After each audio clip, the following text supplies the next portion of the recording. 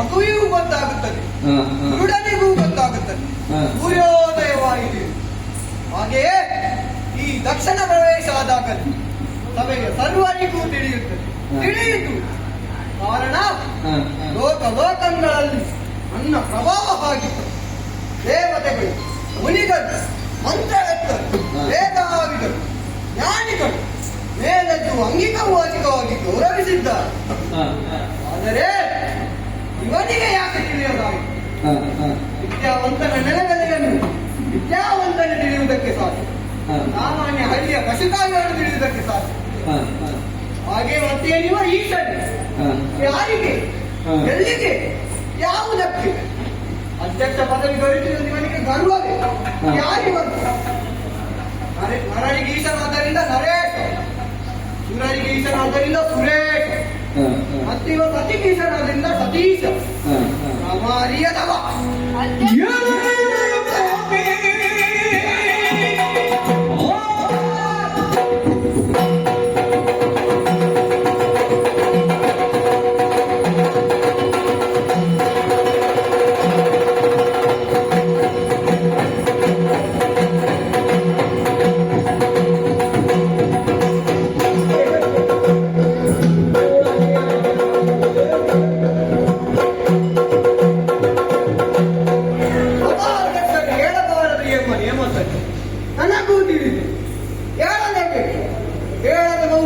ಆಗುವುದಿಲ್ಲ.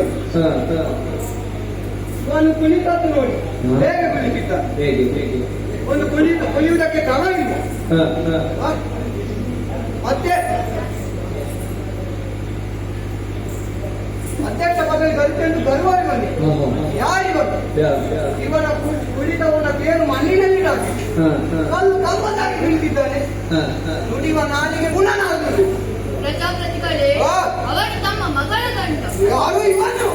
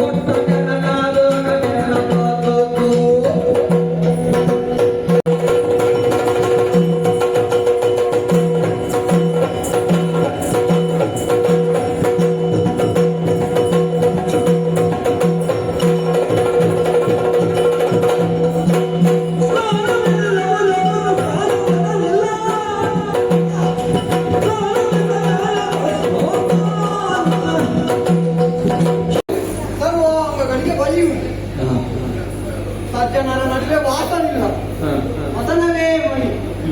ಅಕ್ಕಿಯ ಗೂಡಿನಂತೆ ನೆತ್ತಿಯ ಮೇಲೆ ಜಟೆ ನಿಗಂಬ. ಅಯ್ಯೋ ಇವನ ಕರ್ಮವೇ. ಇವನಿಗೊಂದು ಸಮಾರಂಭಕ್ಕೆ ಹೇಗೆ ಬರಬೇಕು ಅಂತ ಗೊತ್ತಿಲ್ಲ. ಒಂದು ಸಮಾರಂಭಕ್ಕೆ ಒಂದು ಬಂದಿದ್ದ, ನಾನು ಹೋಗಿದ್ದೆ.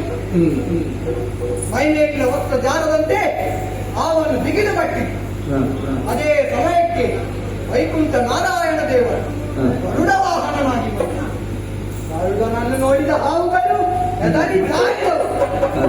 ಹಾಕಿದ ಬಟ್ಟೆ ನಲ ಸೇರಿಸಿದ.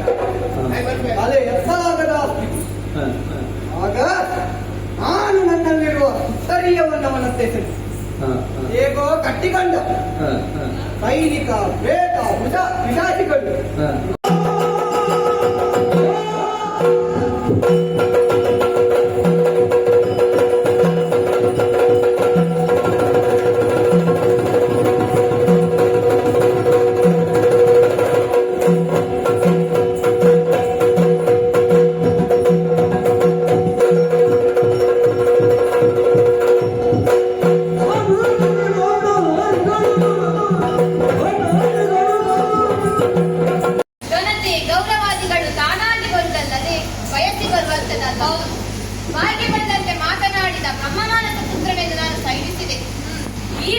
ಯಾರು ಕೇಳಿದ್ದೇನೆ?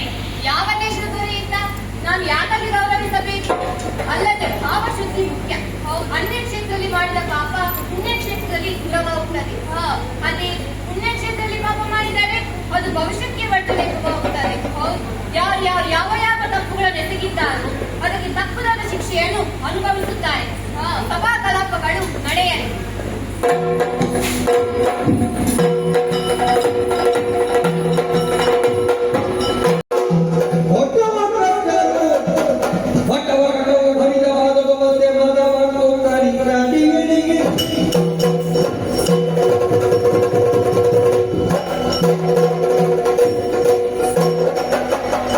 ಏನು ಮಾಡಲು ಇಂದಿನ ಸಭೆಯಲ್ಲಿ ನನಗಾದವ ಅವನಾಡಿದ ಮಾತುಗಳೆಲ್ಲವೂ ತೊಡಗಿತು. ಅದಕ್ಕಾಗಿ ತಂದೆಯಾದ ಬ್ರಹ್ಮದೇವನಲ್ಲಿ ವಿಚಾರ ತಿಳಿಸಿ ದೇಶ ಬಲ ಸ್ಥಾನ ಯಾವುದೂ ಇಲ್ಲದ ಕೊರತೆಯನ್ನು ನೀಡಿ ಪ್ರಜಾಧೀಶರಿಗೆಲ್ಲ ನೀನು ಅಧಿಕಾರಿ ಈಶ. ಈಗ ನನಗೂ ಅವನಿಗಿಂತ ಹೆಚ್ಚಿನ ಅಧಿಕಾರ ಉಂಟ. ಆದರೆ ಈಶನಿಂದಾದ ಪ್ರಕರಣ ಮರೆಯಲಾಗುವುದು. ಅಡಿಗಳಿಗೆ ನನ್ನ ಎದೆಯಾಳದಲ್ಲಿ ಅದೇ ಒತ್ತಿ ಹೊಗೆ ಆಡುತ್ತಾ ಇತ್ತು. ಪ್ರತಿಕಾರ ಮಾಡಲೇಬೇಕು.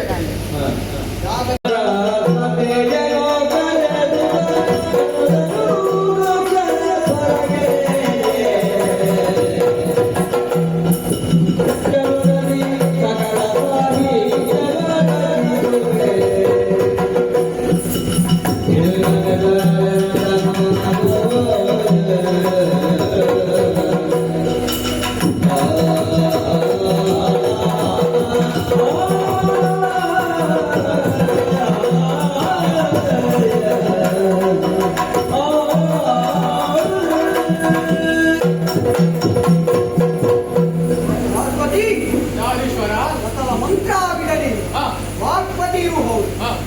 ಯಾವುದೇ ಯಾಗ ಯಜನವನ್ನಾದರೂ ಮಾಡಬಹುದು. ನೂತನವಾದ ಯಾಗ ಸಂಕಲ್ಪ ನಾನು ಮಾಡಿದ್ದೇನೆ. ಅದಕ್ಕೆ ಬೇಕಾಗಿ ಅಂದಗೆಡದಂತೆ ಚಂದದಿಂದ ಸಾಹಿತ್ಯವನ್ನು ನಾನು ಸಿದ್ಧಪಡಿಸಿದ್ದೇನೆ. ನೀನು ನಡೆಸಿಕೊಡಬೇಕಾಗಿದೆ. ಹೇಗೆ?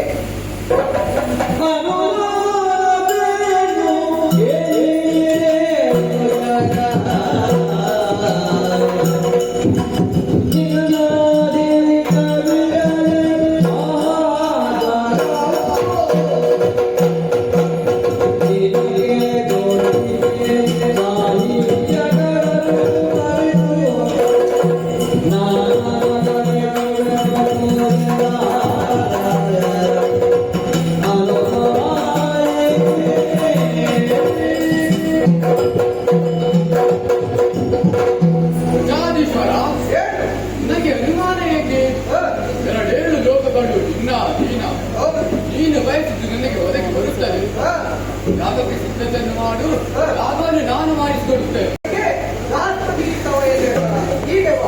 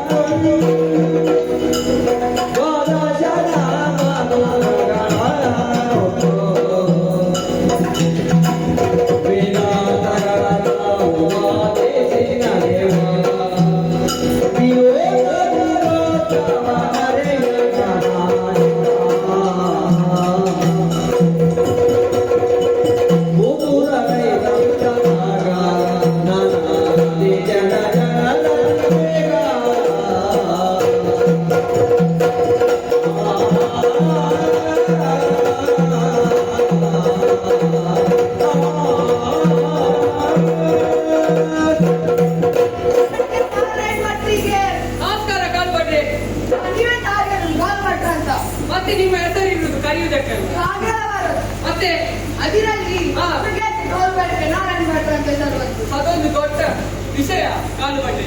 ಎಂತ ತಂತು? ನಾನು ದಿವಸ ದೇವಸ್ಥಾನದಲ್ಲಿ ಪೂಜೆ ಮಾಡ್ತೇನೆ.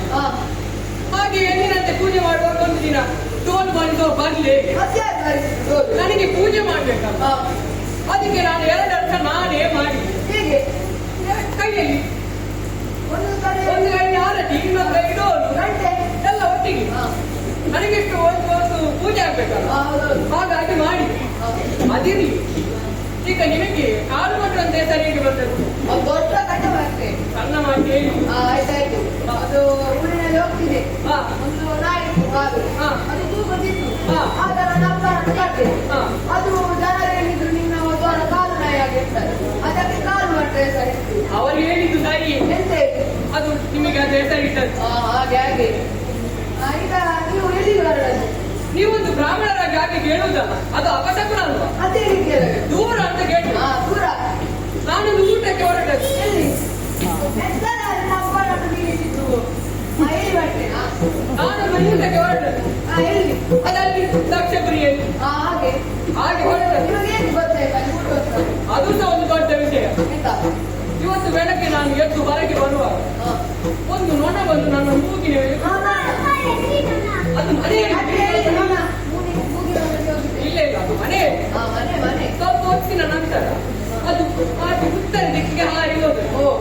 ಹಾಗೆ ಎಣಿಸಿದೆ ಇವತ್ತು ಎಲ್ಲಿಯ ಸಮಾರಂಭ ಕಾದಿದೆ ಹಾಗೆ ಹೊರಟದ್ದು. ಈಗ ನೀವು ಬಂದಿದ್ದೀರಲ್ಲ, ನೀವು ದೂರ ಹೊರಟದ್ದು ಊಟಕ್ಕೆ ಬರ್ತೇನೆ. ಎಲ್ಲಿ? ಅಲ್ಲಿ. ಹೌದಾ? ನಿಮಗೆ ಹೇಗೆ ಗೊತ್ತಾದದ್ದು? ಅದು ದೊಡ್ಡ ಕಟ್ಟೆ, ಬೆಳಗ್ಗೆ ಎದ್ದೆ ಅಲ್ಲ, ಒಂದು ದೊಡ್ಡ ಆಲದ ಮರ ಇತ್ತು ನನ್ನ ಮನೆಯ ಮುಂದೆ. ಅದರ ಮೇಲೆ ಒಂದು ಕಾಗೆ ಕೂತಿತ್ತು. ಅದು ಕಾಗೆ ಉತ್ತರ ದಿಕ್ಕಿಗೆ ಹಾರಿತ್ತು. ನಾನು ಅದರಿಂದ ಊಟ ಅಂತ ಹೋದೆ. ನಿಮಗೆಲ್ಲ ಅಂತದ್ದು ಸಿಗುದ? ಹಾಗೆ ನಾಯಿ ಅದೇ ಸಿಗುದ? ಮತ್ತೆ ಆಯ್ತಾಯ್ತು, ಈಗ ಹೊತ್ತಾಗ್ತದೆ, ನಾವು ಹೊರಡುವ. ಇಲ್ಲಿ ಸ್ವಲ್ಪ ನಿಮ್ಮ ಮೊಮ್ಮಗ ನಿಮ್ಮ ನಾಲಿಗೆ ದನ ಮೆಟ್ಲಿಕ್ಕೆ ನೀನೆಂತ ತಿರುದಾಗಿಗೆ ಹುಟ್ಟಿದ್ದ? ಸ್ವಲ್ಪ ನಿಲ್ಲು ಮಾರೆಯ, ಇಲ್ಲಿ ನಾವು ಮಾತಾಡ್ತಿಲ್ವ? ಅವನು ನನ್ನ ಮೊಮ್ಮಕ್ಕಳ ತಾಯಿ, ಹೆಂಡತಿ. ಇದು ಮೂರನೇ. ಇನ್ನೆರಡು ಮೊದಲೊಂದು ಆದಿ. ಅವಳು ಸ್ವಲ್ಪ ಸಮಯದ ನಂತರ ಹೋದ. ಎಲ್ಲಿ ಓಡಿ ಹೋದ? ಇಲ್ಲ, ಸತ್ತು ಹೋದ. ನನಗೆ ಆಧಾರ ಬೇಕು. ಎಂತ ಆಧಾರ? ಆಧಾರ ಆಧಾರ ಅದಕ್ಕಾಗಿ ಇನ್ನೊಂದು ಆದಿ. ಅವನು ಸತ್ತು ಹೋದು. ಎಂತ ಸತ್ತು ಹೋಗುದೇ ಆಗಿದೆ? ನನಗಿದು ಯಾಕೆ ಹೀಗೆ ಆಗ್ತದೆ ಅಂತ ನೋಡ್ಲಿಕ್ಕೋಸ್ಕರ ನಾನು ನನ್ನ ಜಾತಕವನ್ನು ಜ್ಯೋತಿಷ್ಯರಲ್ಲಿ ತೋರಿಸಿದೆ. ಅವರು ಹೇಳಿದ್ರು ನಿನ್ನ ಜಾತಕದಲ್ಲಿ ಹೆಂಡತಿ ಸಾಯುವ ಯೋಗ ಹೇಳಿ ಕೇಳಿ. ಇವಳ ಜಾತಕದಲ್ಲಿ ಏನು ಗೊತ್ತಿಲ್ಲ, ಗಂಡ ಸಾಯುವ ಯೋಗ ಇದೆ. ಇಲ್ಲ, ಅಲ್ಲಿ ಜಾತಕ ಹೋರಾಟ. ನಾವಿಲ್ಲಿ ಸಂತೋಷವಾಗಿದ್ದೇವೆ. ಆಯ್ತು, ಈಗ ಹೊರಡು. ಬೇಡ, ನೀವು ಮುಂದೆ ಹೋಗಿ, ನಾನು ಹಿಂದಿಂದ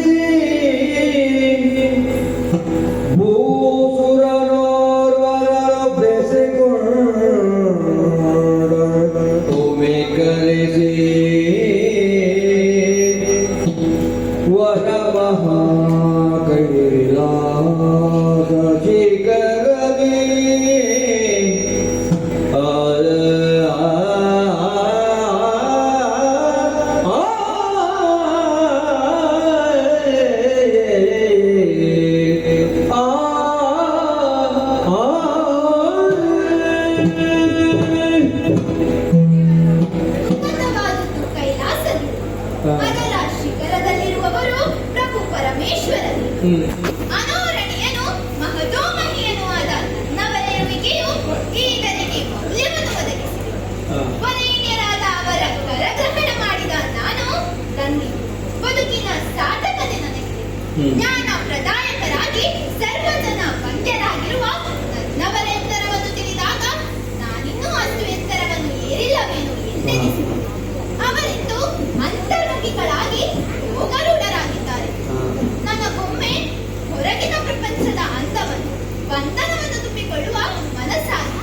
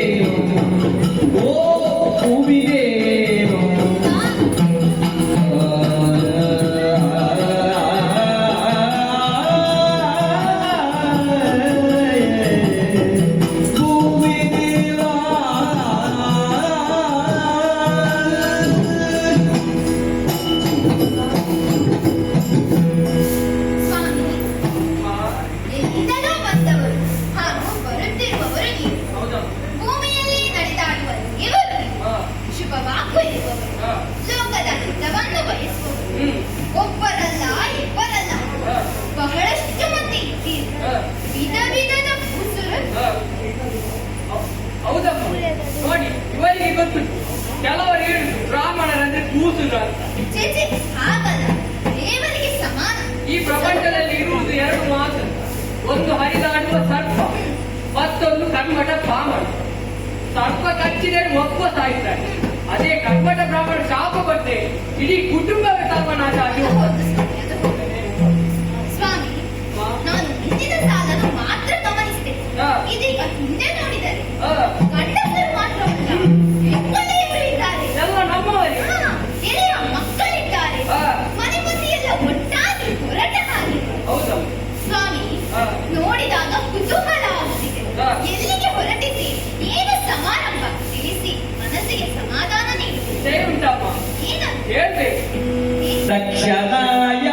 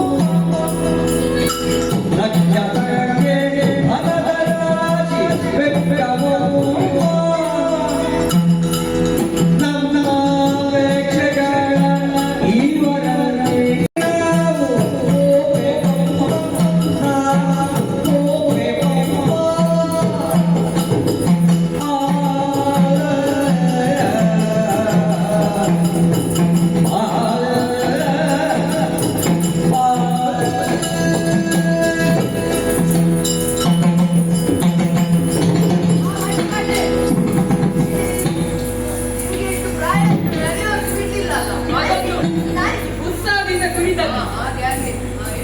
ಅಮ್ಮ, ನಮ್ಮನ್ನು ನೋಡುವಾಗ ನಿಮಗೆ ಕುತೂಹಲವಾಗಿದ್ದು ಸಹಜವೇ. ಹೌದು. ನಾವೊಂದು ಊಟಕ್ಕೆ ಹೊರಟದ್ದಮ್ಮ. ಊಟಕ್ಕ? ಅದು ಅಂತಿಂತ ಊಟ ಅಲ್ಲ, ಮತ್ತೆ ಅಲ್ಲಿ ದಕ್ಷಿಣೆ ಉಂಟಂತೆ. ಸ್ವಾಮಿ, ಬ್ರಾಹ್ಮಣರು ಊಟಕ್ಕೆ ಹೋಗ್ತಾರಂದ್ರೆ ದಕ್ಷಿಣೆ ಕೊಡುವುದು ಸಹಜ. ಅದರಲ್ಲೇನಿದೆ? ಅದರಲ್ಲಿದ್ದ ವಿಶೇಷ ಉಂಟು. ಮತ್ತೆ ನಮ್ಮ ಅಪೇಕ್ಷೆಯ ಮೇಲೆ ಎಷ್ಟು ಬೇಕಾಗಿ ಬಾಜು ಕೊಟ್ಟು ಬಾಜು ಕೊಟ್ಟು ಬಾಜು. ಎಂತ ಮಾಡ್ರೆ ಇದು? ಅದು ಎಂತ ಬಿಸಿ ನೀರಿಗೆ ಸೌದೆ ಇಲ್ಲ ಇಲ್ಲ, ಅದು ನವೀನ ಮಾಡಿ ತೋರಿಸಿ ಎಷ್ಟು ಬೇಕಾಷ್ಟು ಕೇಳ್ಬೋದಮ್ಮ. ಹೌದೇ? ಹಾ ಸ್ವಾಮಿ, ನೀವು ಹೇಳುತ್ತಿರುವಾಗ ನನಗೆ ಕುತೂಹಲ ಉಂಟಾಗುತ್ತಿದೆ. ಏನಮ್ಮ? ಅಂತ ಹಾಗೆ ಇಷ್ಟು ದೊಡ್ಡ ಯಾಗ ಎಲ್ಲಿ? ಇದು ಅಲ್ಲಿ ಯಾಗ ಮನೆಯಲ್ಲಿ ಬಟ್ಟೆ ಅಲ್ಲಿ ಮಾಡ್ರೆ ಅಲ್ಲಿ ಪ್ರಾಚೀನ ಬರಿಯಲ್ಲಿ. ಅಲ್ಲೇ ಆಗುವ ಪ್ರಾಚೀನ ಬರಿಯ. ಪ್ರಾಚೀನ ಬರ್ಗಿಯಲ್ಲಿ ಬ್ರಾಹ್ಮಣರೇ, ಪ್ರಾಚೀನ ಬರ್ಗಿಯಲ್ಲಿ ಇಷ್ಟು ದೊಡ್ಡ ಯಾಗ ಮಾಡುವವರು ಯಾರು? ಅದು ಇವರಮ್ಮ, ನಮ್ಮ ಲಕ್ಷ್ಮೀಮಹಾರಾಜಪತಿಗಳು. ಅದ್ಯಾರು ಮಾಡ್ರೆ? ಅವರು ಅವರಲ್ಲ, ಲಕ್ಷಣಾಂಗರಾಜಪತಿ. ಅವರೇ ಮಾಡುವ ಯಾಕಮ್ಮ. ಹಾ ಅಮ್ಮ, ನೀವು ಇಷ್ಟು ಸಂತೋಷವಾಗಿದ್ದವರು ಒಮ್ಮೆಲೆ ನಿಮ್ಮ ಮುಖ ಸಪ್ಪೆಯಾಗಿ ಉಂಟಲ್ಲ, ಏನು? ಓಹೋ, ಇವರು ಅವರೇ ಅಲ್ವಾ? ಇವರು ಅವರೇ ಅಲ್ವಾ?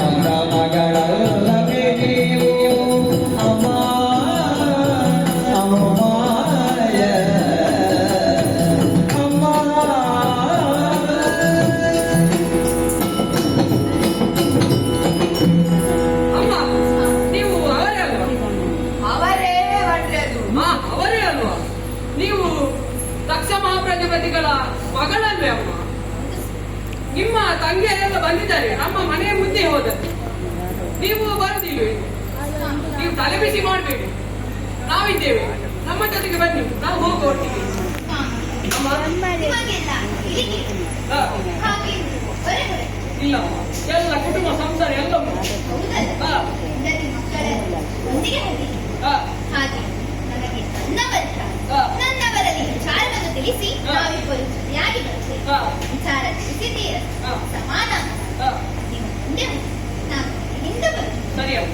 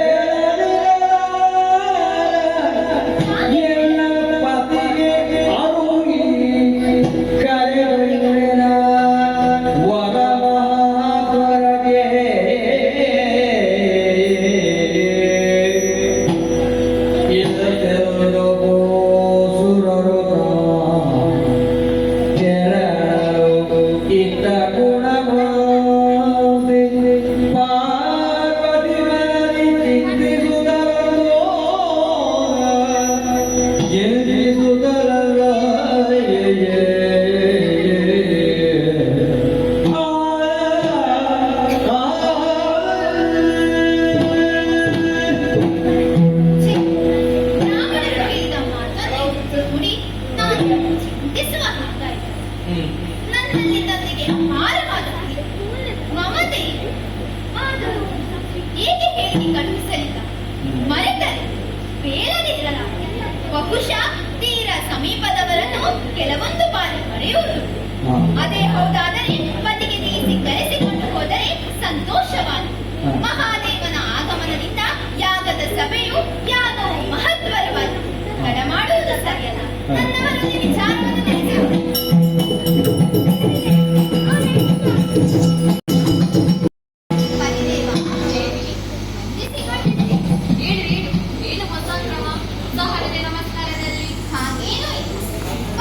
ಆಶೀರ್ವಾದ ಪಡೆಯುವುದು ಪದ್ಧತಿಯಂತೆ ಒಳ್ಳೆಯದು. ನೀವು ಅಂತರ್ಮುಖಿಗಳಾಗಿ, ಅದೇ ಸಮಯದಲ್ಲಿ ನಾನು ಪ್ರಕೃತಿಯ ಸೊಬಗನ್ನು ನೋಡುವ ಸಲುವಾಗಿ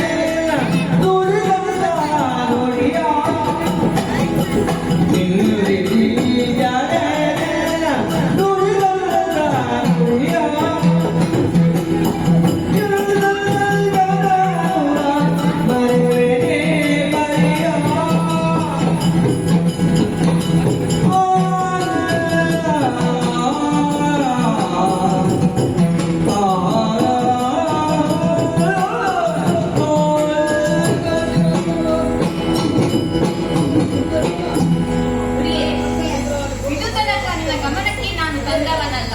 ಏನದು? ಈ ಹಿಂದೆ ತ್ರಿವೇಣಿ ಸಂಗಮದಲ್ಲಿ ಮರೀಚಿ ಬ್ರಹ್ಮನ ಯಾಜಮಾನ್ಯದಲ್ಲಿ ವಿಶ್ವಸ್ವಗೀತೆ ಎಂಬ ಉತ್ಸವ ನಡೆದಿತ್ತು. ಸರ್ವರಾಸಮತದಂತೆ ಅಧ್ಯಕ್ಷ ಪೀಠವನ್ನು ಅಲಂಕರಿಸಿದ್ದೆ. ಒಳ್ಳೆ ಸಭಾಕಲಾಪಗಳು ಆರಂಭವಾಗಿ ಮುಂದುವರೆದಿರುವಾಗ ಆ ಸಭೆಗೆ ಲಕ್ಷ್ಮಣ್ ನಿಂತರು. ನಿನ್ನ ತಂದೆ ಅಪ್ಪ ಬಂದಿದ್ದ? ಹೌದು. ಅವನ ಆಗಮನವನ್ನು ಕಂಡು ದೇವತೆಗಳು ಇನ್ನಾನೇಕ ವೇದ ನಮಸ್ಕರಿಸಿದರು.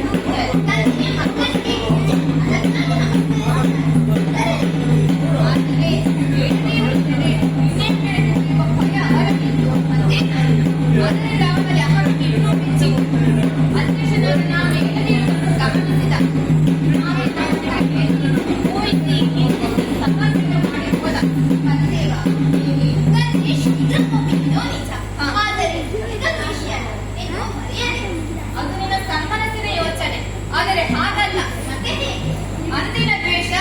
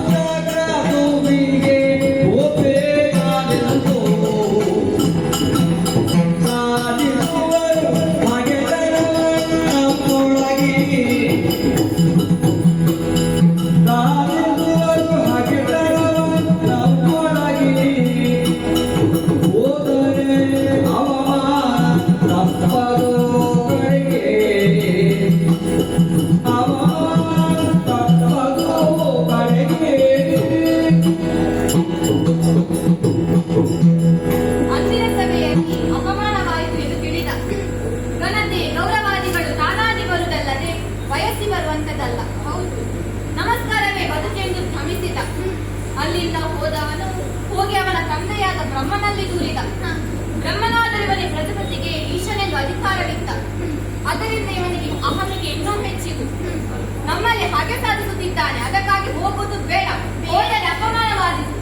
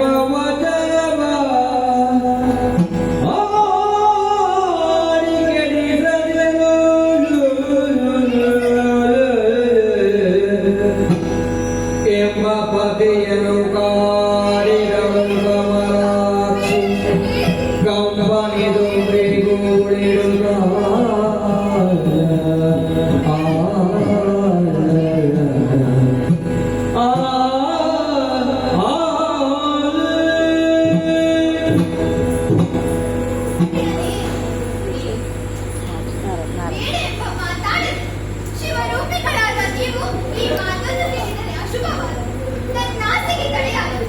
ಆಕಾಂಕ್ಷೆಯಿಂದ ಅರಳಿದ ಕಣ್ಣುಗಳನ್ನು ಬಾಡಿಸದೆ ಬೇಡ ಹೋಗದಿರಿ ಎಂದು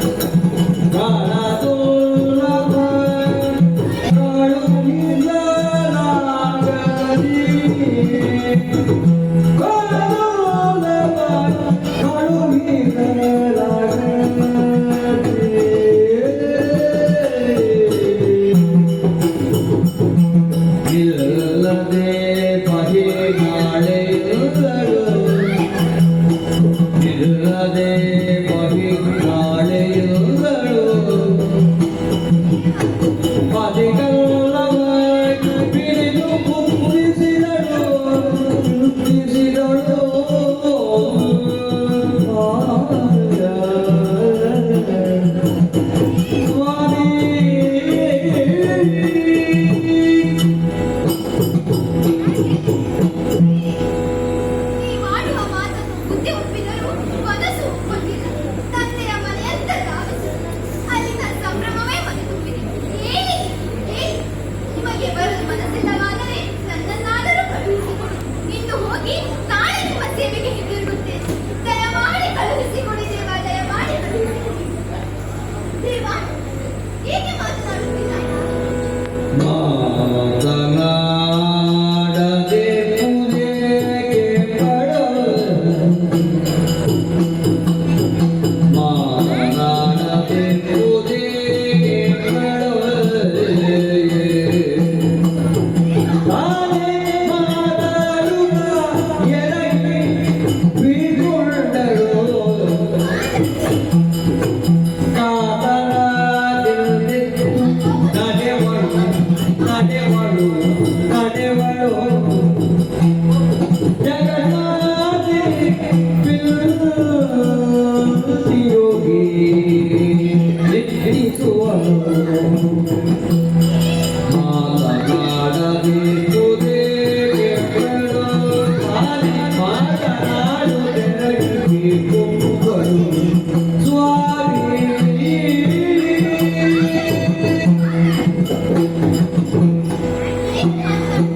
ಮಾತಾಡಿ ಮಾತಾಡಿ ದೇವ, ಮಾತಾಡಿ. ಹೂವಾನಿ ನೋಡೋಣ. ಹೋದರೆ ನಾಳೆ ಬರುವೆ ತಾನೆ. ಇದು ಸಮಯ ಬಿಟ್ಟಿರಲಾಗದೆ. ದೇವ ಮಾತಾಡಿ. ಇನ್ನು ಈ ಮೌನವನ್ನು ಸಮ್ಮತಿಯನ್ನು ನೀಯದೆ ಹೋಗುತ್ತೇನೆ. ಇದೋ ಹೊರಟೆ. ಛೆ, ಇಂತಹ ಯೋಚನೆ ಮಾಡುವುದು. ಒಂದು ವೇಳೆ ಅಸಮ್ಮತಿಯಾದರೆ ಪತಿಯ ಮಾತನ್ನು ಮೀರಿದವಳಾಗುತ್ತೇನೆ. ಜಗನ್ಮಾತೆ ಎಂದು ಸಕಲರೂ ಗೌರವಿಸುವಾಗ ಈ ಕ್ರಮ ಸಲ್ಲದು. ಆದರೆ ಇವರಿಗೆ ಬಂದದ್ದು ಕೋಪವಲ್ಲ, ಕೋಪದ ನಟನೆ. ನಟರಾಜ ತಾನೆ. ಇವರ ನಟನೆಗೆ ಸರಿಯಾಗಿ ನಾನು ನಟಿಸುತ್ತೇನೆ. ದೇವ ದೇವ, ನಾನು ಹೋಗುವುದಿಲ್ಲ ದೇವ, ನಾನು ಹೋಗುವುದಿಲ್ಲ ಹೋಗುವುದಿಲ್ಲ. ಇಲ್ಲ ಹೋಗ, ಹೋಗ. ದೇವ, ನಾನು ಹೋಗುವುದಿಲ್ಲ ಅಂದ್ರೆ ಹೋಗುವುದಿಲ್ಲ. ಒಳ್ಳೆಯದಾಯ್ತು, ಸಮಾಧಾನವಾಯಿತು. ಪತಿದೇವ, ದೇವಿ, ನಿಮಗೆ ಬೇಸರವಾಯಿತು. ಹೌದು, ಈಗ ಬೇಸರ ಮಾಡಿ ನಾನು ಹೋಗುವುದಿಲ್ಲ ಅಂದ್ರೆ ಹೋಗುವುದಿಲ್ಲ. ದೇವ, ಹೇಳಿ, ಎಷ್ಟು ಮಂದಿ ಬ್ರಾಹ್ಮಣರಲ್ಲ. ಹೋಯ್ಕೋ, ಪುನಃ ಶುರು ಮಾಡಿ. ಬ್ರಾಹ್ಮಣರ ಜಗಳ ಮಾತ್ರ, ಬೇರೆ ಬ್ರಾಹ್ಮಣರ ಬಗ್ಗೆ ನಾನು ಮಾತಾಡ್ತಿದ್ದೇನೆ. ಹೌದಾ? ಹೌದು, ಹೇಳ್ತೀನಿ. ರಮಣ, ರಮಣಿ, ನನ್ನ ಗದಗಿಯಂದಿರು ಯಾತಕ್ಕೆ ಹೋಗಿರುತ್ತಾರೆ? ಹೋಗಿರುತ್ತಾರೆ. ಎಷ್ಟು ಚಂದದ ಸೀರೆ ಉಟ್ಟಿದ್ದಾರೋ ಏನೋ, ಆಭರಣಗಳನ್ನು ಧರಿಸಿದ್ದಾರೋ ಏನೋ. ಇದು ಏನು ಹೋಗ್ಲಿಕ್ಕೆ ಉಂಟಾ? ಹಾಗಲ್ಲದೆ ಯಾತಕ್ಕೆ ಹೋಗುವುದು ಬೇಡ ಅಂದ್ರೆ ಬೇಡ. ಆದ್ರೆ ತಂದೆ ತಾಯಿಯಂದಿರನ್ನಾದರೂ ಅಕ್ಕ ತಂಗಿಯಂದಿರನ್ನಾದರೂ ಹೋಗಿ ನೋಡಿ ಬರ್ಬೋದಿತ್ತೋ ಏನೋ. ಹೋಗುವುದು ಬೇಡ, ಹೋಗಿ ಬರುವುದೇವ. ಹೋಗುವುದು ಬೇಡ ಅಂದ್ರೆ ಬೇಡ, ಹೋಗ್ಬೇಕು. ಬೇಡ, ಹೋಗ್ಬೇಕು. ಹೋಗುವುದು ಬೇಡ, ಹೋಗಲೇಬೇಕು. ಹೋಗು, ಬೇಡ. ಹಲವು ಮರೆಯಲಿ ಕಾದೆ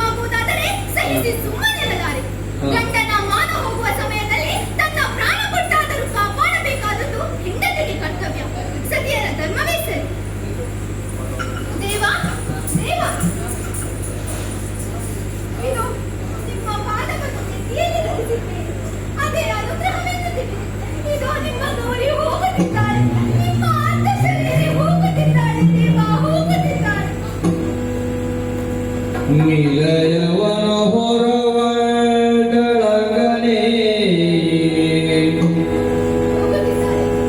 ನಿಲಯವನ ಹೊರವಳಗನೆ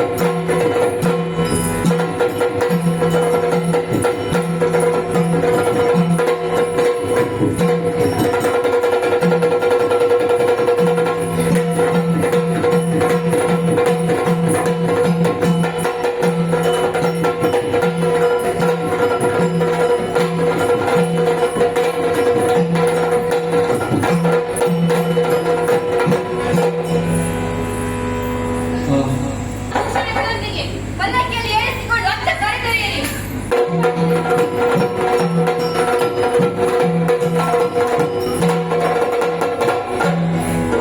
ಬಂದಳು ದೇವಿ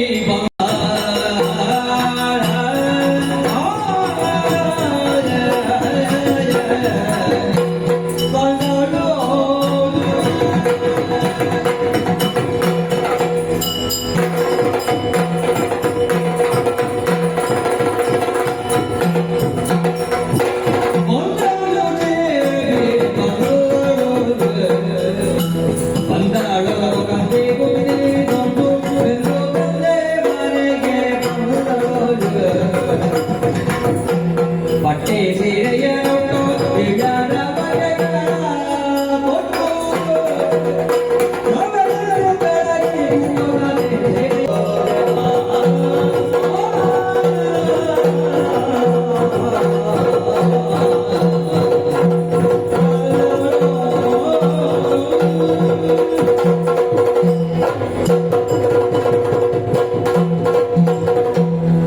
ಲೋಕನಾಥನಾದ ನನ್ನಾಟದಿಂದ ಸಮ್ಮತಿ ದೊರೆಯದಾಯಿತು. ಒಟ್ಟು ನಡೆದ ವಿಷಯದಿಂದ ಕಂದಿಗೊಂಡಿ ಬರಬೇಕಾಯಿತು. ಅಷ್ಟರಲ್ಲಿಯೇ ನಂದಿ ಮೃಂಗಿ ಪ್ರಕೃತಿ ಮೊದಲಾದ ಪಾರ್ಶ್ವದರು ಈಗಲೇ ಬಂದಿದ್ದಾರೆ. ಸರ್ವಲಂಕಾರಯುತವಾಗಿ ನಾನು ತಂದೆಯ ಮನೆಗೆ ಹೋಗಬೇಕೆಂಬ ಪತಿ ಇಚ್ಛೆಯನ್ನು ತಿಳಿದಾಗ ಸಮಾಧಾನವಾಯಿತು. ಶೃಂಗಾರಗೊಂಡ ಪಲ್ಲಕ್ಕಿಯನ್ನು ಏರಿ ಮುಂದೆ ಸಾಗುತ್ತೇನೆ. ತಡಮಾಡುತ್ತೇನೆ.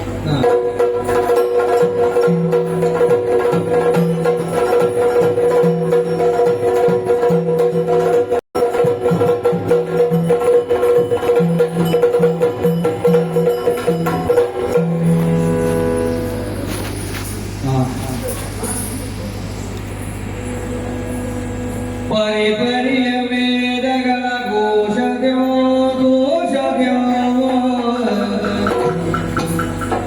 ಮೆರಳಿರುವ ಸಕಲ ಗುರಿಜಾಲದ್ಯೋ ವೇದದ್ಯೋ ದುರುತರದ ಮೇರೆ ಬದಿಗ ಹೋಮದ್ಯೋ ದೇವದ ಅಖಿಲ ಸಂಭ್ರಮಗಳೆದ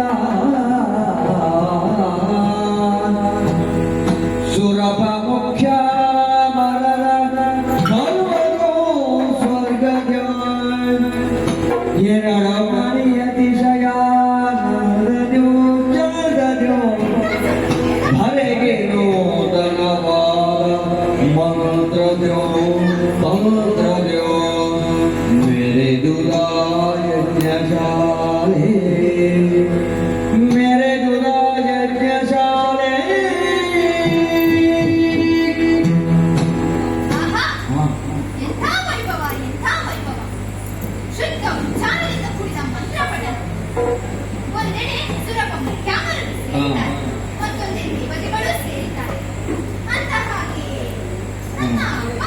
ಎಲ್ಲಿದ್ದಾರೆ ರಾಮನಡಿ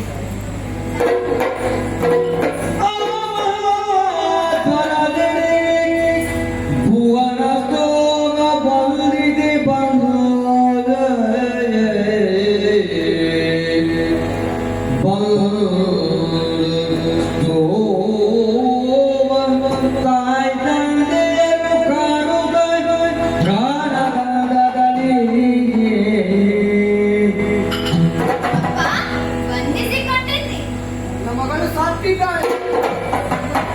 ಅಮ್ಮ ಅಡಿಗರಿಗೆ ಹೇಗೆ ನಮ್ಗೆ? ಅಕ್ಕಂದಿರೆ ಆಶೀರ್ವಾದ ಮಾಡಿ ಬಂದು ಬಾಂಧವರೇ ಶಿರವಾಗಿ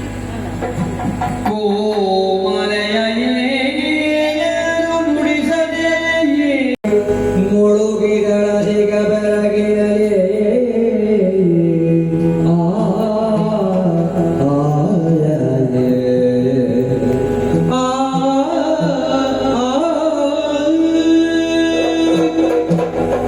ಏನಾಯಿತು ತಂದೆ ತಾಯಿಯರಿಗೆ ಬಂಧಿಸಿದರೆ ಉಕ್ಕದಿರುಗಿಸಿದರು ಅಕ್ಕಂದಿರು ತಂದೆಯ ಕಣ್ಣಿನ ನೋಟಕ್ಕೆ ಮೌನವಾದರು ಬಂದು ಪಾಂಡವರಿಗೆ ಬಂಧಿಸಿದರೆ ಅವರನ್ನು ತಂದೆ ಕಣ್ಣಾಡಿಸಿದರು ಏನಾಯಿತು ಕನಸು ಮನಸ್ಸಿನಲ್ಲೂ ತಪ್ಪು ಯೋಚಿಸಿದವಳಲ್ಲ ಇರಲಿ ತಂದೆಯ ಮನೆಯಲ್ಲಿ ಮಣ್ಣನೆಯ ಮನೆ ಬಯಸಿದವಳು ನಾನಲ್ಲ ಆದರೂ ಬದಿಗೆ ಹಾಗಾಗಕೂಡದು ಯಾಗದ ಕ್ರಮವನ್ನು ವೀಕ್ಷಿಸುತ್ತೇನೆ ಯಾಗದ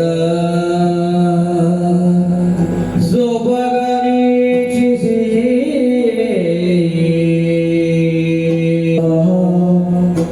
ಇಂದ್ರಾಯ ಇದು ನಮಃ ಇಂದ್ರನಿಗೆ ಹವಿಸು ಓಂ ಅಗ್ನಯೀ ಸ್ವಾಹಾ ಅಗ್ನಯೀ ಇದು ನಮಃ ಅಗ್ನಿಗೆ ಹವಿಸು ಓಂ ವರುಣಾಯ ಸ್ವಾಹಾ ವರುಣಾಯ ಇದು ನಮಃ ವರುಣನಿಗೆ ಹವಿಸು ಓಂ ವಾಯುವ್ಯಾಯ ಸ್ವಾಹಾ ವಾಯುರೀ ಇದು ನಮಃ ವಾಯುವಿಗೆ ಹವಿಸು ಓಂ ಯಮಾಯ ಸ್ವಾಹಾ ಯಮಾಯ ಇದು ನಮಃ ನಮನಿಗೆ ಹವಿಸು ಓಂ ಕುಬೇರಾಯ ಸ್ವಾಹಾ ಕುಬೇರಾಯ ಇದು ನಮಃ ಮೇರನಿಗೆ ಹವಿಸು ಓಂ ನಿರಯೀ ಸ್ವಾಹಾ ನಿರಯೀ ಇದು ನಮಃ ಅಗ್ನಿಗೆ ಹವಿಸು ಓಂ ಈಶಾ ಹರ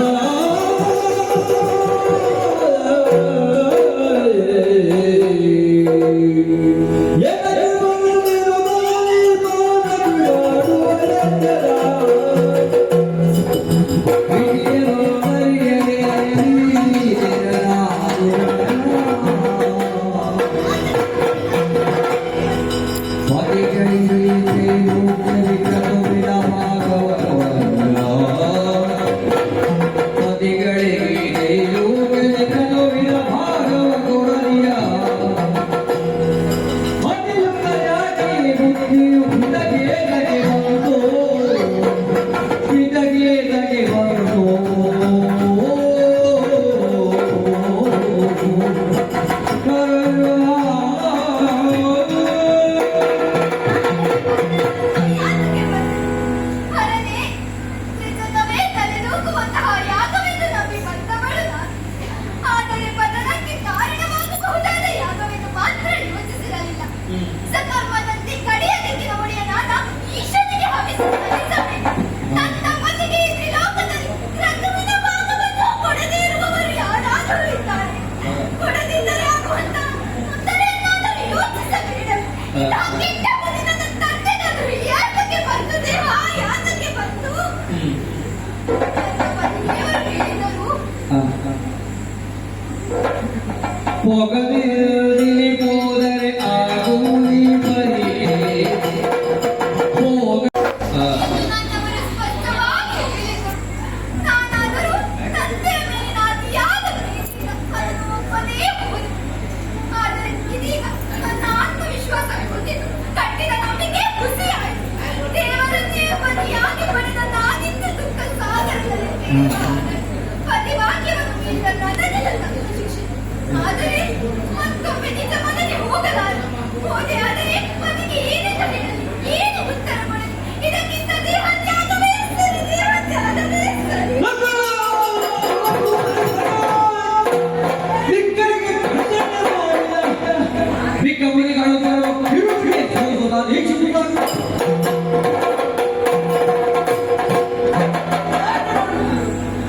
ಇಲ್ಲದೆ ಬಂದವರು ಇದೇ ಬರು. ಎಲ್ಲರೂ ನಗಡಿ ನಗಡಿ.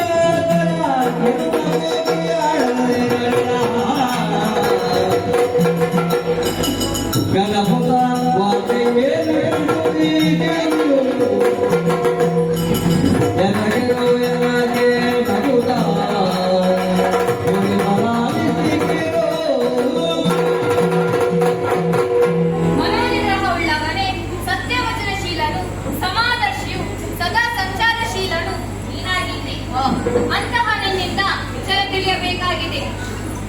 ನನ್ನ ಸತ್ಯಾದ ಗೌರಿಯು ನಕ್ಷತ್ರವನ್ನು ಕಾಣುವ ಉದ್ದೇಶದಿಂದ ಅತ್ತ ಸಾಗಿದ್ದಾಳೆ. ಅಲ್ಲಿಯ ವಿಚಾರ ನಿನಗೆ ತಿಳಿದಿದ್ದರೆ ನನಗೆ ಅರು ಪ್ರಭುವೇ. ಪರಗುಡಿಸುವುದಿಲ್ಲ ತಿಳಿಯದಲ್ಲದೆ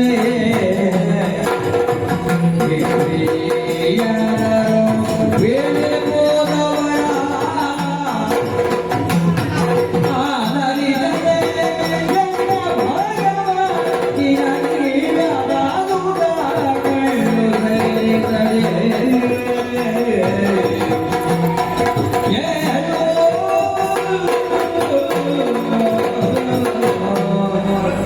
ಪ್ರಭುವೇ, ಆದಗಳಿಗೆ ವರ್ತಿಸಿದೆ. ಸರ್ವೇಕ್ಷಕನಾದ ನಿನಗೆ ತಿಳಿಯದ ವಿಚಾರವಿದೆ. ಆದರೂ ನಿನ್ನಿಂದಲೇ ತಿಳಿಯುವ ಮರನಿಂದ ಇಲ್ಲಿಂದ ಹೊರಟ ದೇವಿಯು ಯಾಗಶಾಲೆಯನ್ನು ಪ್ರವೇಶಿಸಿದರು. ಅಲ್ಲಿ ತಂದೆ, ತಾಯಿ, ಅಕ್ಕಂದಿರು, ಬಂಧು ಬಾಂಧವರು ಯಾರೂ ಅವರನ್ನು ಆಧರಿಸಲಿಲ್ಲ. ಇದರಿಂದ ಬೆರಗಾದ ಗೌರಿಯು ಯಜ್ಞ ಕ್ರಮವನ್ನು ಗಮನಿಸಿ ರುದ್ರಭಾಗವನ್ನು ಹೊರತಂದು ನಿನಗೆಯಲ್ಲಿ ಗಮನಿಸಿದರು.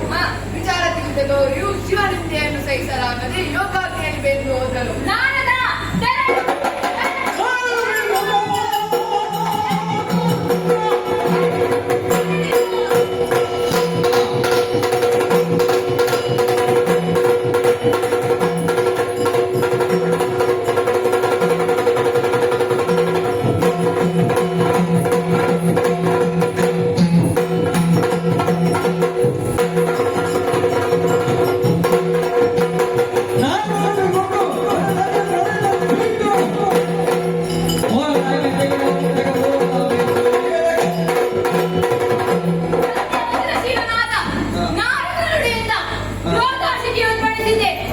ಏನೋ ನನ್ನ ಕಣ್ಣಿನ ಕಾಂತಿ ಕದ್ದಿದ್ದೆ, ದೇಹದ ಬಿಸಿಪು ವಾಯು ಹೋಯಿತೆ, ನನ್ನ ಅರ್ಧ ಶರೀರ ಇನ್ನಿಲ್ಲವಾಯಿತೆ. ಈ ಜಗವನ್ನೇ ಸುಡುಬಲ್ಲೆ ಬೇಕೇ ಇಲ್ಲ.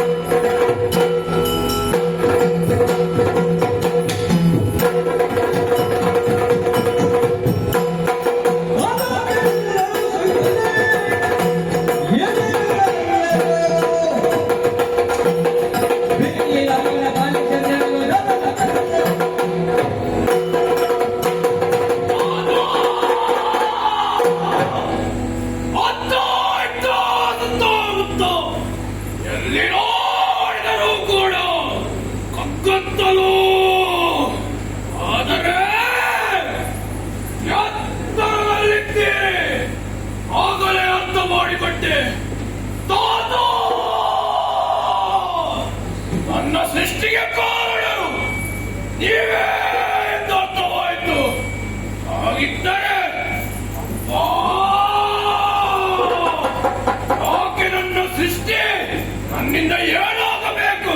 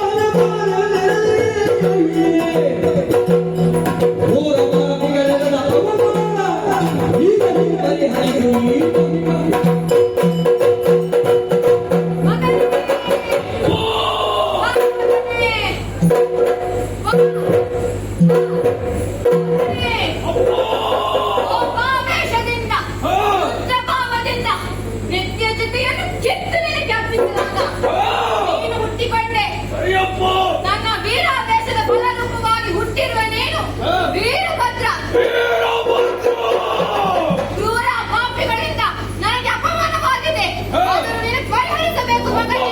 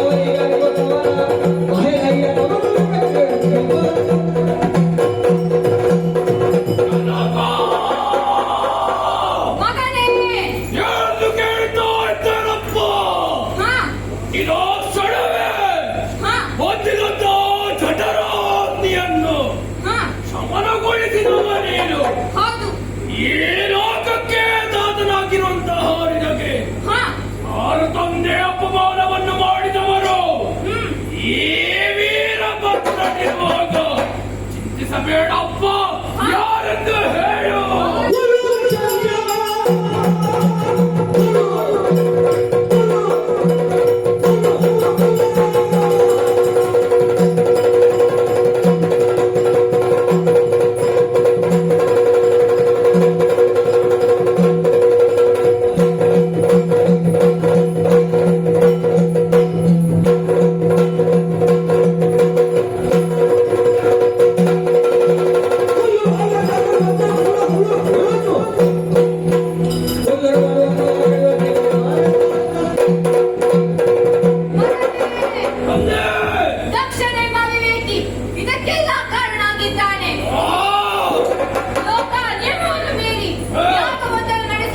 ಮಾಡಿದ್ದಾನೆ. ಆ ಯಾಗವನ್ನು ಕಾಣುವುದಕ್ಕಾಗಿ ಹೋದರನ ಸತಿಯಾದ ಗೌರಿಯು ಈಶ್ವರ ಯಾಗವನ್ನು ಕಂಡು ಅಯ್ಯಯ್ಯೋ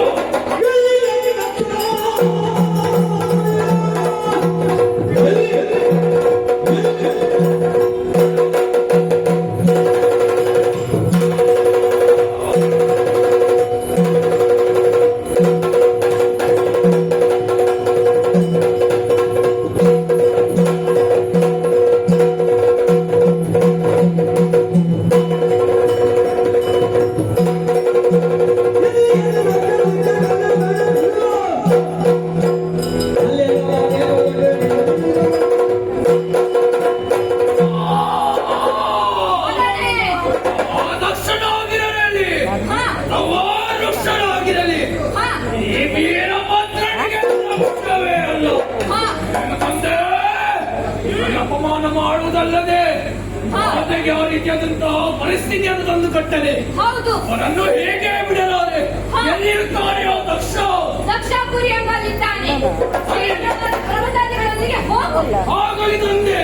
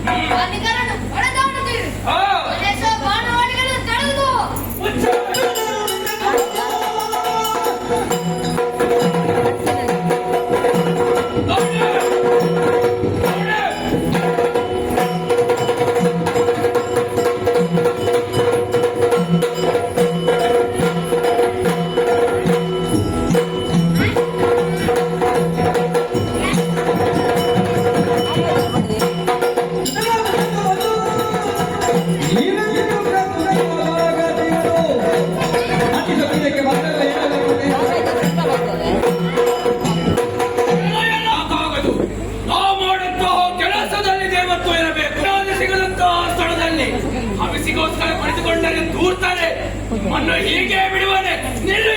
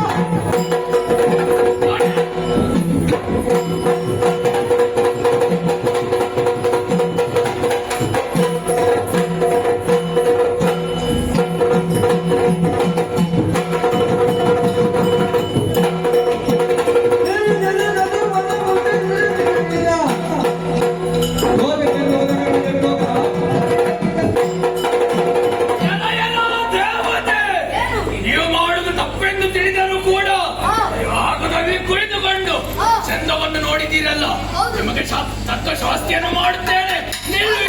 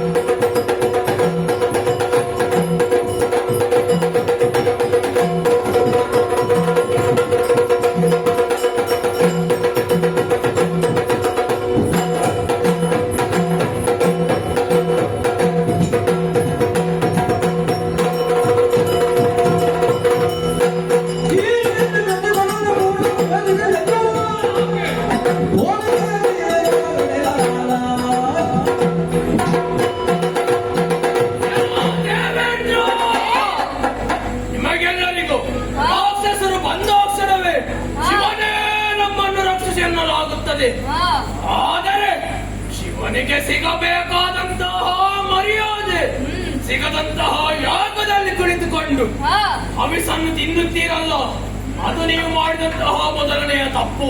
ಹಾ ಆನಂತರ ನಮ್ಮ ಮಾತೆ ಅಂತಹ ಪರಿಸ್ಥಿತಿಯಲ್ಲಿದ್ದರೂ ಕೂಡ ಹಾ. ಏನು ಮಾಡದೆ ಸುಮ್ಮನಿದ್ದೀರಲ್ಲ, ಅದು ನಿಮ್ಮ ಅಪರಾಧ.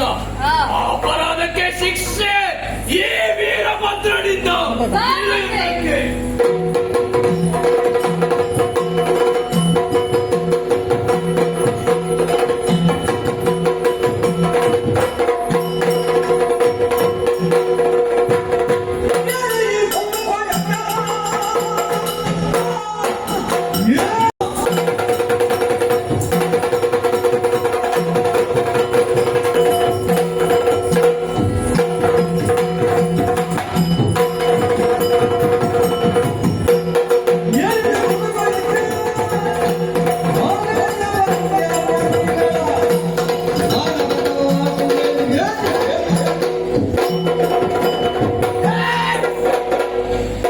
ಒಬ್ಬ ದೀರ್ಘಕಾಯ ಹೆಜ್ಜೆಯ ವೇದಿಕೆಯನ್ನು ಪ್ರವೇಶಿಸಿದ್ದಾರೆ. ಆ ದುರಾಚಾರನಿಗೆ ರಕ್ತ ಶಿಕ್ಷೆ ಮಾಡಲೇಬೇಕು, ವಿಚಾರಿಸುತ್ತೇನೆ.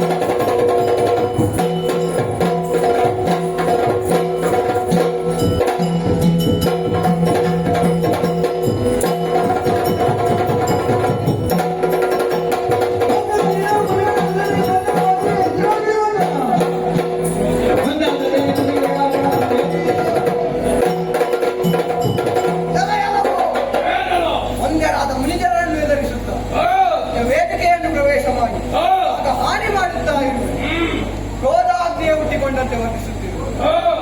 ಆ ಬಂದೆ ಯಾಕೆ ಬಂದೆ ಹೇಳು ನನ್ನ ಮುಂದೆ.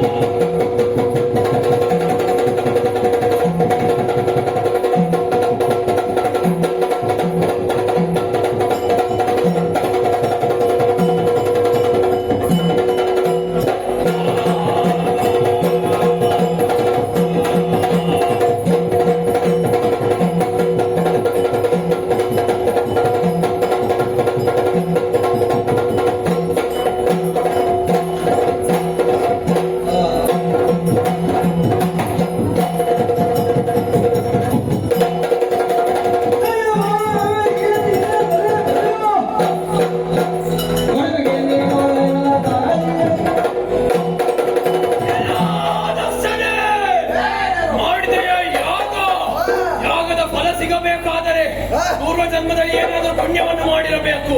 ಆದರೆ ನೀನು ಏನು ಮಾಡಿದ ಧೂರ್ತೆ, ಏನು ಮಾಡಿದೆ ಲೋಕದ ಪರಮಾತ್ಮನಾದಂತಹ ಶಿವನಿಗೆ ಯೋಗದಲ್ಲಿ ಪ್ರವೇಶವಿಲ್ಲ ಎಂದು ಹೇಳಿದೆಯ. ನಿನ್ನನ್ನು ಹೀಗೆ ಬಿಡಬಹುದೇ? ನಿನ್ನ ಮಗಳಾದಂತಹ ದಾಕ್ಷಾಯಿಣಿ ಯಾಗಕ್ಕೆ ಬಂದಂತಹ ಸಂದರ್ಭದಲ್ಲಿ ಏನು ಮಾಡಿದೆ ಧೂರ್ತಾನೆ, ತಕ್ಕ ಶಾಸ್ತಿಯನ್ನು ಮಾಡುವೆ. ನಿಲ್ಲು ಯುದ್ಧಕ್ಕೆ.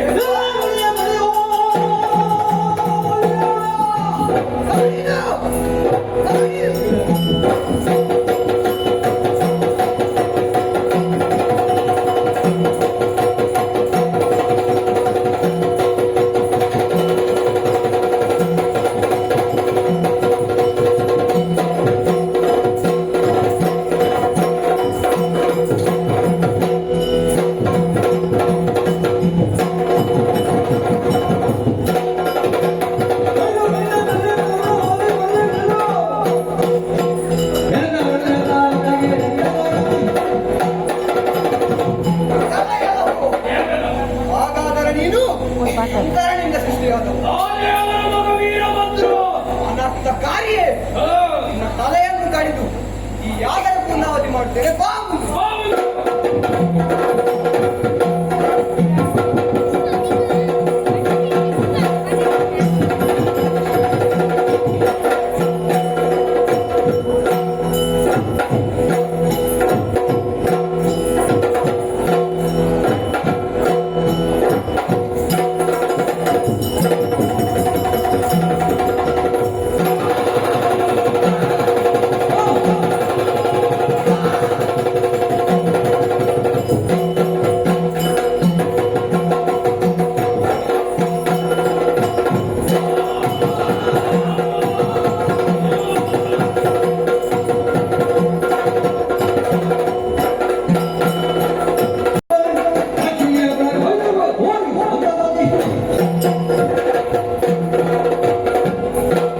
ಮದೋನ್ನತರಾದಂತಹ ದರ್ಶನ ಶಿರ ಅಹಂಕಾರಿಗೆ ತಕ್ಕ ಶಾಸ್ತಿಯನ್ನು ಮಾಡಲೇಬೇಕು.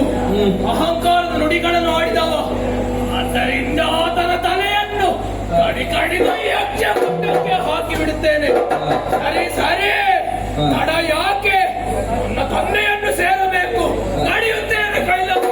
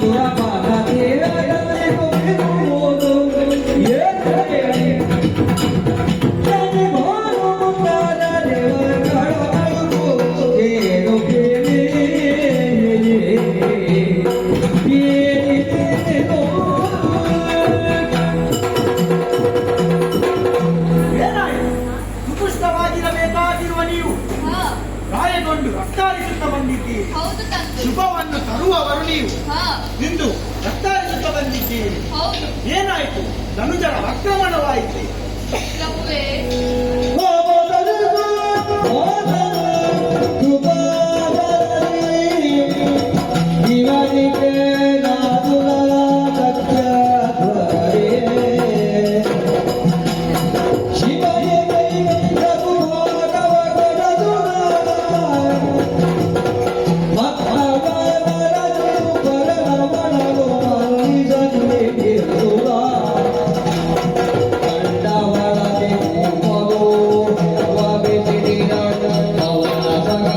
ಶಿರವನ್ನು ಕಂಡು ಯಜ್ಞಕ್ಕೆ ಹೋಗಿಸಿದವು.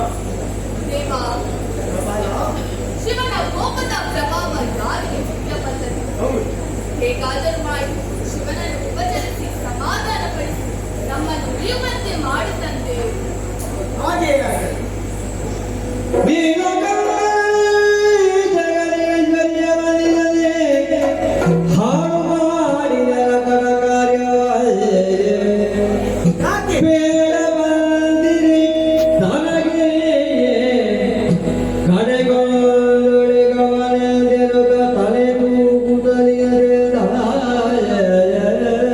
ಸುಜನರಾದ ನೀವು ನಿಮ್ಮ ಗಣತೆಯನ್ನು ಮರೆತು ಹಾ, ಕೂಳರಾಗಿರಿ. ಆ ಮಹಾದೇವನನ್ನು ನಡೆಸಿದಿರಿ. ಹಾ, ಆಕೆಯ ಅಖಿಲೇಶ್ವರಿಯಾಗಿದ್ದ ಗೌರಿಯು ಅವಳನ್ನು ಮನ್ನಿಸದೆ ಹಾಳು ಮಾಡಿದ್ದೀರಿ. ಹಾ. ಕೊನೆಗೆ ಒಂದು ನನ್ನಲ್ಲಿ ಬಂದು ಮೂಲಿಗವನ್ನು ಕೊಡಲು ಬಂದಿದ್ದೀರಿ. ಇದು ಬೆಂಕಿಯೊಡನೆ ಸರಸವಾಡಿದ್ದೀರಲ್ಲ.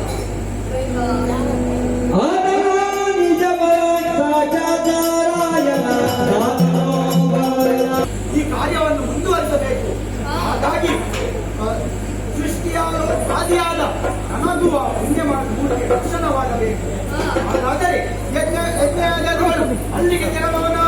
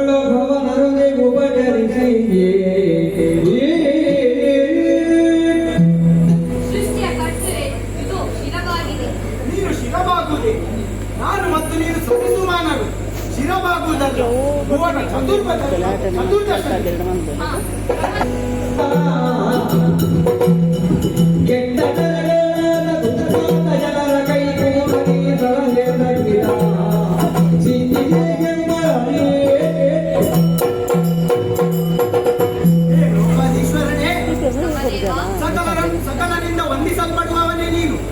ಸಕಲರನ್ನು ಈಶ್ವರನಾಗಿ ಸೃಷ್ಟಿಸುವೆ, ಶಿವನಾಗಿ ರಕ್ಷಿಸುವೆ, ಕಾಲಾಯನ್ನು ಲಯಗೊಳಿಸುವೆ, ಮರೆಗೂ ಕರೆಗೂ ಸೃಷ್ಟಿಕರ್ತನೇ ನೀನು. ದೈವದ ಅರಿವಿಲ್ಲದೆ ಅಜ್ಞಾನಿಗಳು ನಿಂದಿಸುತ್ತಾರೆ. ಅಂತಹ ಅಜ್ಞಾನಿಗಳನ್ನು ನೀನೇ ಸಲಹಬೇಕು. ದಂಡನೆಯನ್ನು ಮಾಡಿದ್ದೇನೆ. ನಿಂದಿಸಿದ ಜನರಿಗೆ ಶಿಕ್ಷೆ ಸರಿಯಾಗಿ ತಂದಿದೆ. ನೀವಿನ್ನು ಹೊರಡಬಹುದು.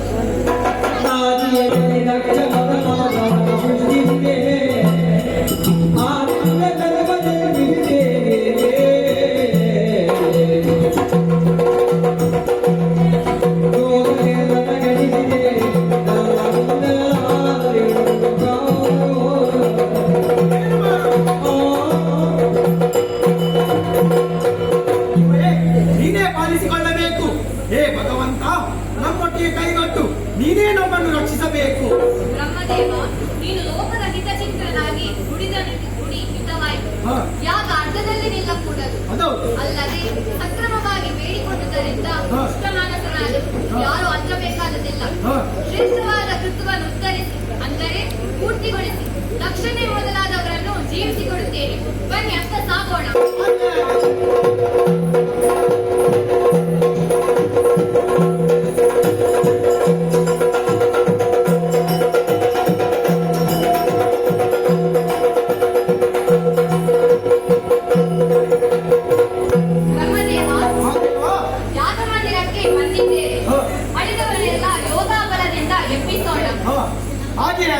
ಸರಿ, ದಕ್ಷನೇ ಮೊದಲಾದರೂ ಜೀವಿಸಿಕೊಡುತ್ತೇನೆ.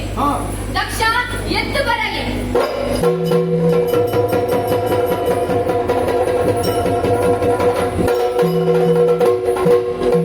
ಯಜ್ಞವಾಯಿತು, ಯಜ್ಞ ಪೂರ್ತಿಯಾಗಲಿ, ಉಳಿಗಳು ಯಜ್ಞ ಮಾಡಲಿ. ನಡೆಯೋಣ.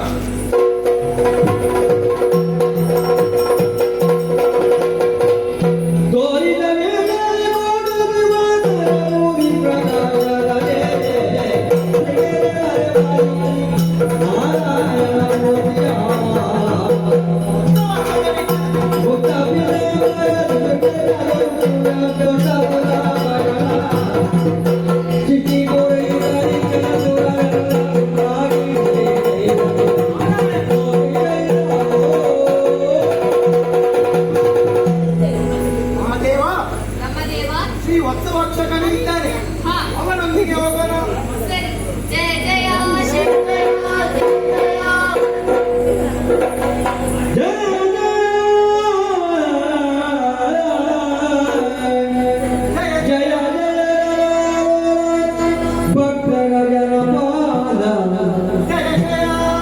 जय को जगन्नाथ कौस्तुभालंकार जय जय दुराध्य दुर्जदानव शिक्षा जय कैटगारी जय तोज जय जय ಲಕ್ಷ್ಮೀಪತಿ ತವಪದ ಪುನರಿತವರಿಗೆ ಆಗಿದೆ. ಹೇಳಿದು ಆಗಬೇಕು. ಜಯ ಜಯ ಜಯ ಜಯ ಜಯ ಜಯ ಶ್ರೀ ವತ್ಸವಕ್ಷಕನೇ ಶರಣಾಗಿದ್ದೇವೆ. ಸದಾಚರಣೆಯ ಮೊದಲಿಗರು ನೀನು. ಹೌದು, ಹಾಗಿದ್ದು ಅದನ್ನು ಮುನಿಗಳೇ ಸಾವಧಾನದಿಂದ ದಕ್ಷ ಪ್ರಜಾಪತಿಯೇ ಇದದಿಂದಿರು. ಪರಮಶಿವನೇ, ದೇವತ್ವದ ಶ್ರೇಷ್ಠವಾದ ನೆಲೆಯನ್ನು ಅರಿಯುವಲ್ಲಿ ಇವರು ಎಡವಿದರು. ಗಾಜಿನ ಚೂರನ್ನು ಮಾಣಿಕ್ಯವೆಂದು ಕುರುಬರಂತೆ ನಡೆದರು. ನೀನಾದರೂ ಮಂಗಳ ರೂಪನು. ಈ ಮೂಢಾತ್ಮರ ಪಾಪಕರ್ಮವನ್ನು ಕಲಿತು ಮನದಿಂದ ಕಳೆದು ಗುಣವನ್ನು ಮೆರೆಸು. ಶ್ರೀಹರಿ, ಸತ್ವಗುಣಿಯಾದ ಅವರೊಳ ದಾಸನು ನಾನು. ಈ ಶಿರವಾಗುವುದು ನಿರಾಮಯವಾಗುತ್ತದೆ. ನಮ್ಮ ಕರುಣಾವಲೋಕನಿರುವಾಗ ಇರುವವರೇನು? ಗಾಹಿಲರ ಬಾಹಿಲರ ಬಡವು ಸಾಲಕರ ದೋಷ ಹಾಗೂ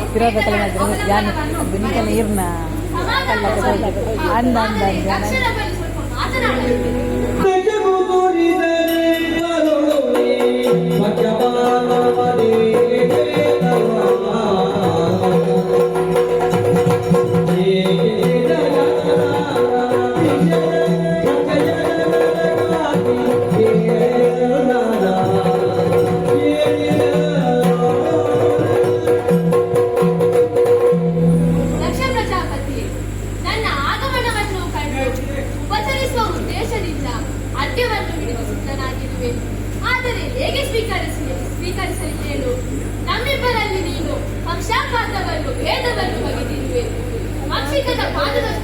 ಮಾರ್ಗವನ್ನು ಲಕ್ಷಿಸಿದವರಿಗೆ ನರಕದಲ್ಲಿ ಅಕ್ಷರವಾದ ಸ್ಥಾನವೇನದು ನೀನಿಂದು ಕಂಡು ಖಂಡಿಸಲಿದೆಯೋ ನರಕ ಸದೃಶವಾದುದು ಎಂದಾಡದೆ ಉಳಿದರೆ ಯೋಚಿಸು ತಲೆಯಿಲ್ಲದ ಕಾರ್ಯವನ್ನು ಮಾಡಿ ತಲೆಯನ್ನು ಕಳೆದುಕೊಂಡು ಮೂಲದಲ್ಲಿ ಒಂದಾಗಿ ದೃಶ್ಯ ಪ್ರಪಂಚಕ್ಕೆ ಎರಡಾಗಿ ವೇದದಲ್ಲಿ ಎರಡರಿಂದ ವಿಕಾರದ ಬಂದಿಯಲ್ಲಿ ಸಿಲುಕಿ ನಾರಕಿಗಳಾಗುತ್ತಾರೆ.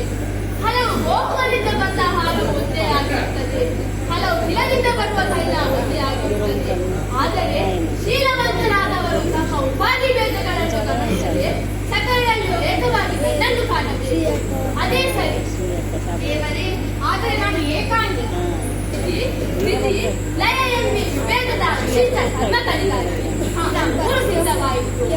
ಅದಕ್ಕಾಗಿಯೇ ರಜೋಗುಣದಿಂದ ಬ್ರಹ್ಮ, ಸತ್ವಗುಣಕ್ಕೆ ಅಧಿಕಾರಿಯಾಗಿ ವಿಷ್ಣು, ತಮೋಗುಣಾಧಿಕಾರಿಯಾಗಿ ಶುಕ್ಲ ಎಂಬವರು ಓಂಕಾರವೆಂಬ ಏಕಾಕ್ಷರ ಬ್ರಹ್ಮವೇ ಮೂಲವಾಗಿ ಇರುವುದು ಸಕಲವು. ಎಲ್ಲವೂ ಆಗಿರುವಾಗ ನಮ್ಮಲ್ಲಿ ಭೇದವನ್ನು ಮಾಡಿದರೆ ನಾನು ಒಪ್ಪಲಾರೆ. ಅಂತಹ ಅಧ್ವರವನ್ನು ಸಮಗ್ರವಾಗಿ ನಾನು ಸ್ವೀಕರಿಸಲಾರೆ. ಒಂದೇ ಆಗಿರುವ ದೇಹಾವಯವದಲ್ಲಿ ಅನ್ಯಭಾವವೇ ಸಕಲರು ನನ್ನನ್ನು ಕಂಡು ಮನ್ನಿಸುವುದು ನನಗಿರಲು ಭಿನ್ನ ಭಾವದ ಮುಖ ಮನೋಹರವಾಗಲು ಈ ಸುರರಿಂದ ನನಗೆ ಅನುಗೋಪಾಕ ಎಂಬುದನ್ನು ಅರಿತು ಆಗಾಂಗದಲ್ಲಿ ವೈರವಿರಿಸದೆ ಬಲಿಸುವುದೇ ಸರಿಯಾದ ದಾರಿ. ಸತ್ಯನ್ನು ಪಡೆದುಕೊಂಡಂತಹ ನಾನು ಹಿಮಗಿರಿಯನ್ನು ಸೇರಿಕೊಂಡು ಕಠಿಣ ತಪಸ್ಸನ್ನು ಆಚರಿಸುತ್ತೇನೆ. ವಿದ್ಯೆಯನ್ನು ಮೀರಲು ಸಾಧ್ಯವಾಗದು. ಹಾಗೆಂದು ಎಂದಿಗೂ ಗೌರಿಯುವಿಲ್ಲದೆ ಆಗುವುದಿಲ್ಲ. ಮುಂದಕ್ಕೆ ಗಿರಿವರನ ಸುಳಿಯಾಗಿ ವಿವಾಹ ವಿಧಿಯಿಂದ ಹರರನ್ನು ಸೇರಿಕೊಳ್ಳುತ್ತಾರೆ. ಸಕಲರಿಗೂ ಹರ್ಷ ಕೈಗೊಳ್ಳುತ್ತದೆ. ನಿಶ್ಚಿಂತರಾಗಿ ದಕ್ಷ ಪ್ರಜಾಪತಿ ಶಂಕರನಿಂದಲೇ ಜೀವ ಹೋಗಿ ಜ್ಞಾನ ಸಂಪನ್ನನಾಗಿ ಮುಂದಕ್ಕೆ ಎಲ್ಲರೂ ಒಪ್ಪು ಹಾಗೆ ನಡೆದು ಶಂಕರ ನಂದಿಯನ್ನೇ ಕೈಲಾಸದತ್ತ ಪಯಣವಾಗಿ ಬ್ರಹ್ಮ ಅಂತವಾಹನಾಗಿ ಲೋಕದ ಸರಿವೆ ಕರುಣೆಯಲ್ಲಿ ನಾನು ಶ್ರೀರ